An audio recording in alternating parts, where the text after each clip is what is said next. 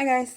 So, this video is going to be about why I chose the planning system that I have chosen. So, I'm going to try not to make it long, but bear with me as you take this journey with me. So, I am a person who has, I don't want to say I've struggled with, but I've had to learn how to manage and deal with adult ADHD.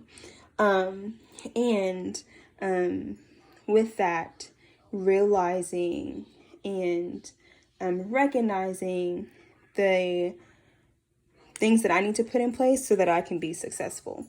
So I recently got a new position where I am traveling a lot, and as well as with my daughter's cheer schedule. Over the last 2-3 years, I really wanted to try a planning system that works. I've used several, and they just haven't worked. It hasn't been something that's made me want to come back and do it and even remember to do it. One of the biggest things about having ADHD is a lot of times I just forget. It's not something that crosses my mind and I don't do it. And so if it's not something that kind of makes me excited to do it or anything like that, I'm just not going to stick with it. So this all started from me trying to figure out the best way to plan having ADHD. And so I found a YouTube video of, I don't even remember her name, some girl on YouTube who talked about using a bullet journal to plan. Okay, so when I saw that, I immediately was like, this seems cool. Let me figure out what this is. So I began a huge search on bullet journals. What is it? How does it do it? Whatever. So bullet journal is a system developed by Ryder, Carroll, and I will link. There's an introductory video into bullet journaling. I'll link that in the description box below. So you can check it out. But bullet journaling is essentially, in my words, not in Ryder Carroll's words, it's essentially a system that allows you to track future planning, present day, and keep track of the past in a quick system. The point of it is to be always flexible and efficient, right? So I started YouTubing bullet journals, and immediately I was super intimidated. Oh my gosh, I cannot do that. They have intricate layouts and all these trackers and all of these things, and I was just immediately intimidated. I was like, I cannot. I tried and I can't. And so I kept searching, came across a few videos and decided, you know what, I'm going to just do it. So I started with this. So you'll see in Ryder Carroll's system, this helps you keep things together. So one of the biggest things about this system is it has a key. You have an index to track all of your pages and all of that. And I'll talk a little bit as I kind of go forward. But when I first saw all of that, I was just like, man, that's it. While it seems like not a lot, it seems like a lot. So I decided I wasn't going to do an index because I knew I wasn't going to do it. I wasn't going to number these pages and things like that.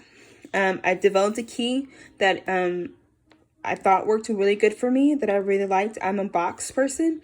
Ryder Carroll uses dots, like little bullets, which is where bullet journaling came from. So I really encourage you to watch that video and then come back to this or watch it after this so some of these things make sense, because I'm not going to go into the complete system of bullet journaling. I'm just going to go into kind of how I use it. So I developed this. Trying to see if there's anything personal in here. So this is kind of how I started. Like I said, I can't draw, and making a monthly spread seemed intimidating, so I just printed out a calendar, right? Taped it in here, had a monthly task list. These pages are supposed to be glued together. So the first thing I hated about this was the fact that these pages are super, super thin. I had tracked some things from some trips I went on, recruiting trips. Some memories are in here. That's what those pictures are. I went to my first NBA basketball game, so I put that in here. But I wasn't loving it. I wasn't loving the paper. I wasn't loving how the things were turning out. I had this pen test, as you can see, they all bled through. That's one reason why I did not like this book. But I had my logs, and I'm telling you this because this is going to become important. I had my logs in here, right? And I was like, man, well, once I move out of this book, which this won't last me a whole year, like this is just a few months, right? 2-3 months. I've been taping all the pages together because they're so thin. Then I'm going to have to rewrite all of this in another book, right? All right, so I decided to move to a dingbats. This is more traditional of what a bullet journal looks like. And so I decided to move into this. So I moved into this. Again, I've developed my key, right here. I have like what to do if you find the book. And then I had my future log. I'd seen someone set it up like this and I thought it was great, and I went to use it and I hated it. Evelyn from the internet, she talked about having a page of like when she starts to have anxiety and things like that, and I thought that was a great idea of just some tips like, these are the things to do when you're feeling this way. These are things to do when you have 5 minutes. Do these things, kind of a thing.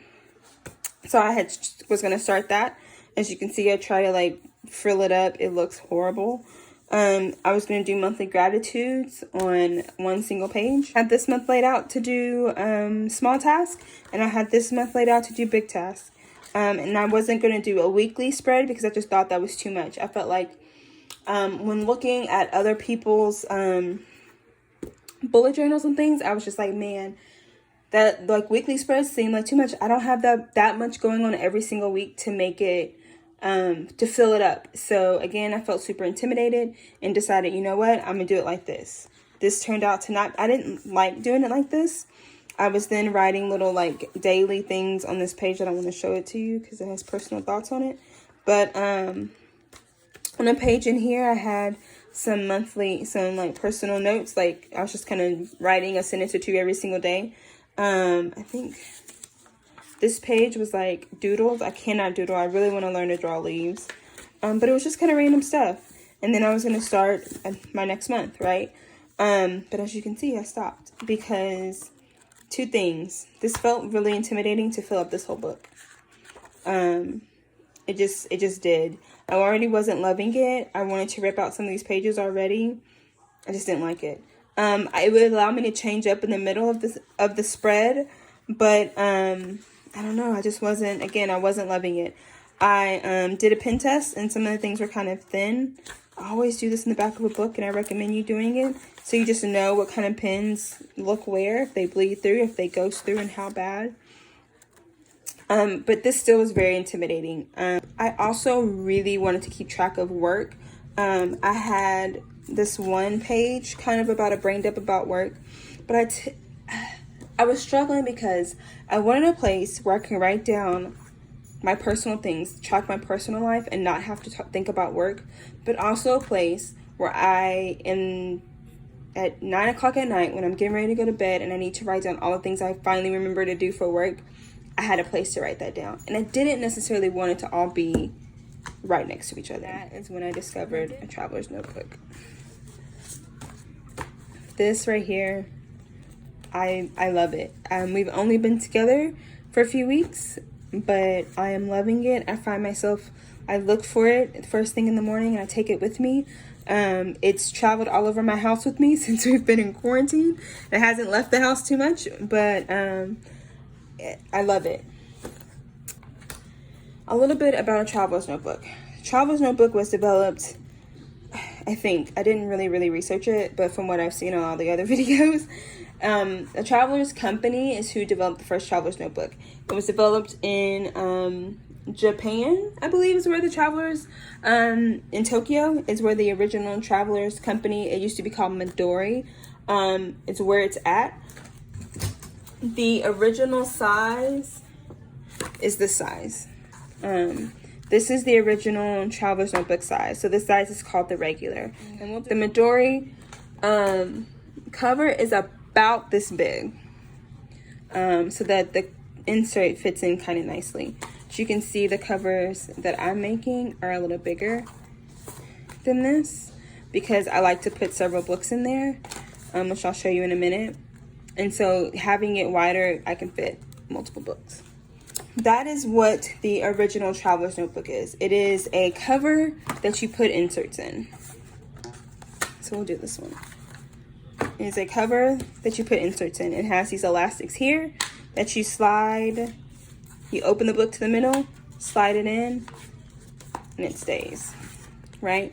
You will find all sorts of traveler's notebooks if you research them. The original is leather, so they come in leather. They're a lot of times those leather ones are pretty pricey, which is why I've started making them for a cost, a way more cost affordable, I feel like, for people to be able to buy one, try it out, and then if they want to begin to invest in those, then they can, but they'll know what they like. They know the size they like and all of that, because while I love the system, there are a lot of options, and sometimes that can be overwhelming. So from the bullet journal, right, from discovering bullet journals to discovering traveler's notebooks, I have a hybrid. And so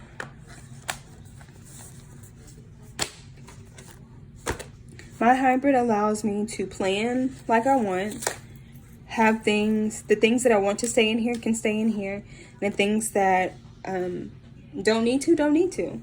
And I can easily switch things in and out. So I have my cover that I made. This is a it's not a dashboard, it's this page that I'm going to keep stickers and washi tape. I'm waiting for a lot of the things to come in right now.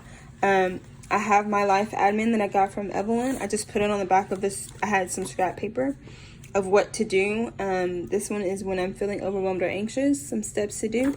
So I have that sitting right here, so it's nice and handy. I can be like, do these things. Okay, cool. And then get back to it.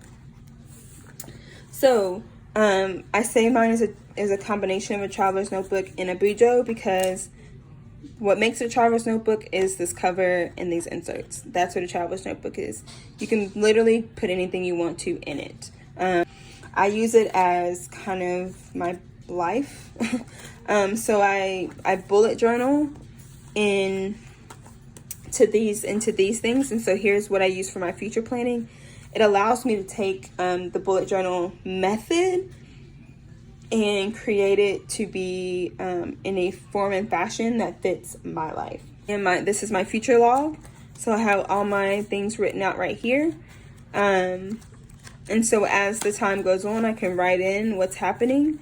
And then when the month gets here, I can use the same spread and plan out my month. So I currently, right now, this is March. I have my monthly spread.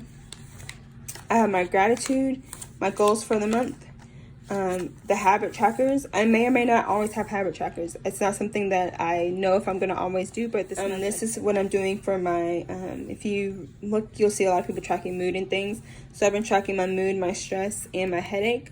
I mentioned earlier, I do have a chronic headache condition, so I like to track it and see what pieces play into it having worse headache days than others. So that's what those are. And then we're into April. So I have my weeks, and here is where I'm tracking my tasks for the weeks. Now, I know I said when I was doing my bullet journal that I was like, weekly layouts are so much, but this one isn't. It's because the paper isn't super big. I feel like I can, if this is completely blank, I won't feel nearly as bad as wasting a whole page in like this, right? Also, I have really enjoyed stamping and doing washi tape and letting that be that. I don't have to decorate some large, huge spread, and I can just do it really quickly. It gives me something nice to look at. I can change it up. This was last week. See, a few pieces of washi tape, a bow sticker, maybe a stamp or something, and then bam, I was done. And I just used this little magnetic thing to mark the page. I have an actual journal in here, so if I want, I can pop this out and keep it in here, or I can take it out and keep it by my bed if I don't want to carry it with me, and it gives me that flexibility to do so. This is just random doodling. If I have random notes, it'll probably go in here. I started planning out YouTube things in here. Again, I told y'all I'm trying to learn to draw leaves. It ain't working too good for your girl right now. I've done some pen test in here, marker test in here, just some random things I want to try. This is just, I was practicing making inserts, and so I just made this one with some graph paper I printed. I also have a work insert that has been going around the house with me, but I can pop it in here and then take it out. And that's what I like. So I keep work separate, but if I want to take it with me, I can. But I don't have to, when I open these things, I don't have to see all of the in-depth things about work that I need to do. Yeah, that is how, it's a little bit about my system and kind of how I came to where I am. I am loving this. I'm loving my tea and bujo here. Yeah, so I really hope that if you have questions, please leave them in the comments below. Let me know what things you want to see. I'm going to be putting up some hauls here pretty soon. I've already recorded a few of them of just some things I've gotten, and yeah, I'll probably be recording this weekend again, a plan with me for March and April, so it won't be super long because it doesn't take me long to do this, but I'll just be chit-chatting with you all. And yeah, so that is it. All right, guys, until next time, I will see y'all later.